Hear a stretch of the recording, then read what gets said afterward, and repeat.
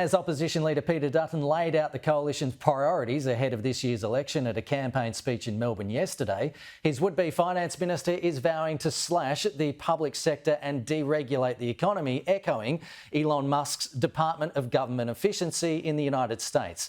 The Shadow Finance Minister Jane Hume joins me live now. Jane, good to see you. Thanks for coming on the program. Look, first of all, Foreign Minister Penny Wong and US Ambassador Kevin Rudd have been invited and will attend Donald Trump's inauguration. What's your reaction to that?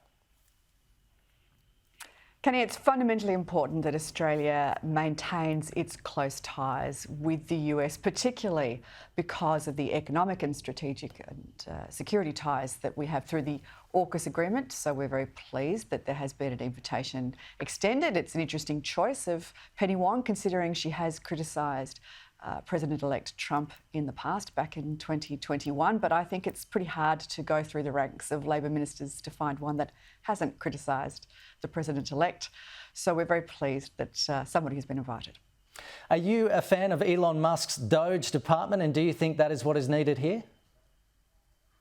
I'm certainly a fan of government efficiency, and we can see right around the world, Kenny, that governments are now beginning to see that unless they can create those efficiencies within the public sector, well, then the private sector is held back or crowded out. And that's what we want to see in Australia, an efficient and effective public sector that works for the people, not having the citizens work for the public sector.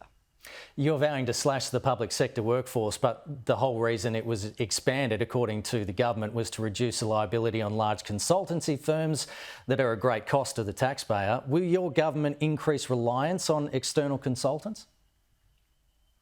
The Labor government have said that a big Australia with big government is the right solution. We don't think that that is the right solution for Australia. We believe that containing the size of government is fundamentally important to make sure that the economy has the best chance to prosper, but it has to be an efficient and effective public service. Simply more public servants is not always the answer.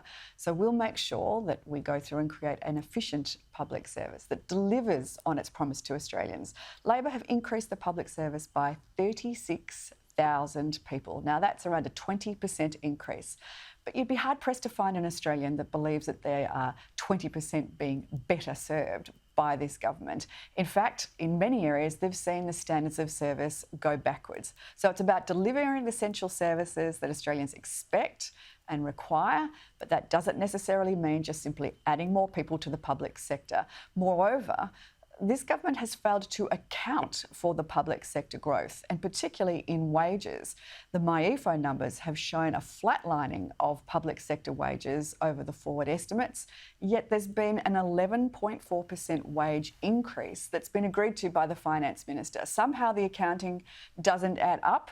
This is a big budget black hole of at least $7 billion, probably more. We'll be asking some questions of the Finance Minister and the Treasury and Finance Secretaries at Senate estimates about this failing in government accounting. $21 billion was spent hiring tens of thousands of external contractors and consultants in the final year of the former Liberal National Coalition government in 2021-22. Will you commit to this in the budget if you're going to slash the public sector workforce?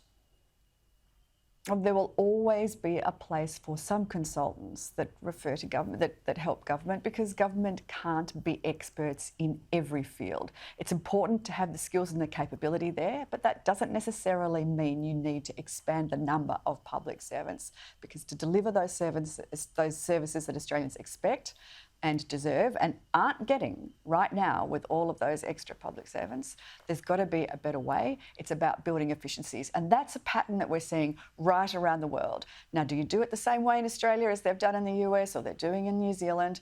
No, there is a particular, Australian flavour to it. But that said, it is so important that we go through and make sure that the services that we expect are being delivered in the most efficient way possible. Okay. Jane Hume, always a pleasure to chat with you. Thanks for coming on this morning, as always.